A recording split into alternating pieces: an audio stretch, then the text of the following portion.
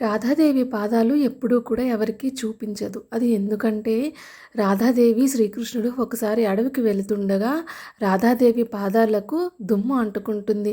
అప్పుడు శ్రీకృష్ణుడు చూసి, రాధా నువ్వు ఈ పాదాలు కడుక్కొనిరా అని యమునా నది తీరానికి తీసుకువెళ్తారు. కానీ అప్పుడు రాధాదేవి శ్రీకృష్ణుని మైమరిచి ఆ పాదాలను కడుక్కోకుండా తిరిగి వచ్చేస్తుంది. అయితే కాసేపటి తర్వాత శ్రీకృష్ణుడు రాధాదేవి పాదాలు చూసి, రాధా నేను ఎన్నిసార్లు చెప్పినా నువ్వు ఈ దుమ్ముని ఎందుకు కడుక్కోవటం లేదు అని శ్రీకృష్ణుడు అడుగుతాడు. అప్పుడు రాధాదేవి చెప్పిన అందమైన సమాధానం ఏంటంటే, స్వామి నా పాదాలని ఎవరైతే పట్టుకుంటారో వాళ్ళని శాశ్వతంగా నాలోనే కలుపుకుంటాను, ఎప్పటికీ కూడా వాళ్ళని విడిచిపెట్టను అని చెబుతుంది. అందుకే నేను ఈ దుమ్మును కూడా విడిచిపెట్టడం లేదు అని రాధాదేవి చెప్పగానే శ్రీకృష్ణుడు కూడా రాధాదేవి పాదాలు పట్టుకుంటారు. అందుకేనేమో రాధాదేవి కరుణామయురాలు కాబట్టే ఈ బ్రహ్మాండంలో తల్లి పాదాలు అంత గొప్పగా నిలిచిపోయాయి.